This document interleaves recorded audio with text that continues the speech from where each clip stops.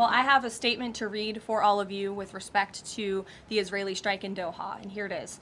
This morning, the Trump administration was notified by the United States military that as Israel was attacking Hamas, which very unfortunately was located in a section of Doha, the capital of Qatar.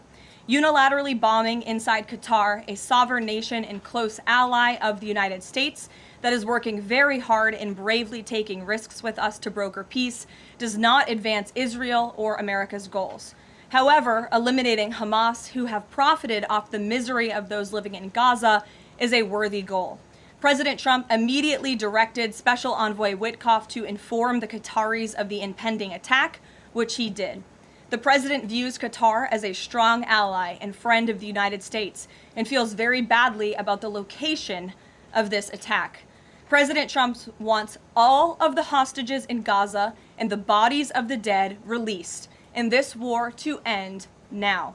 President Trump also spoke to Prime Minister Netanyahu after the attack. The Prime Minister told President Trump that he wants to make peace, and quickly.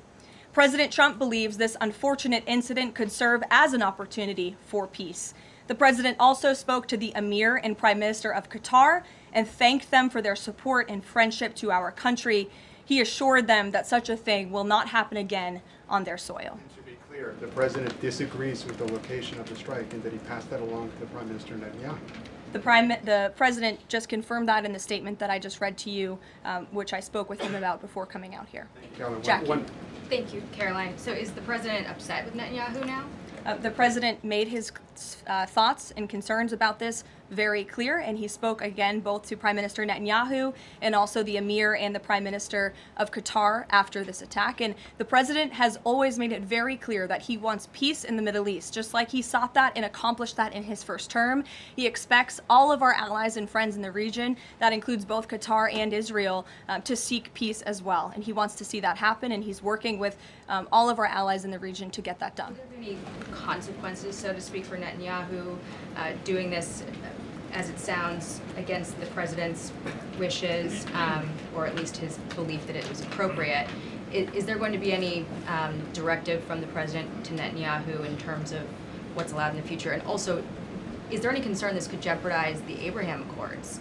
Look, that's a decision only the president can make. With respect to your first question, to answer your second question, as you heard from the president, he said he believes that this can serve as an opportunity for peace, and he's still actively and aggressively pursuing it with all of our allies and partners in the region. Jennifer? Just to follow up on that, Caroline, are you able to say how often the president spoke to the Prime Minister of Israel before this? Because that's one question. And then what did he mean on Sunday when he posted, "I've given my last warning to Hamas," etc.? He wasn't talking about this strike on Doha? No, he was not. As I told you, the Trump administration was notified by the United States military that Israel was attacking Hamas, and the president spoke to the Prime Minister after the attack, as well as, again, the Emir and the Prime Minister of Qatar. And I know Secretary Rubio and Special Envoy Witkoff were present for that call with the Qataris as well.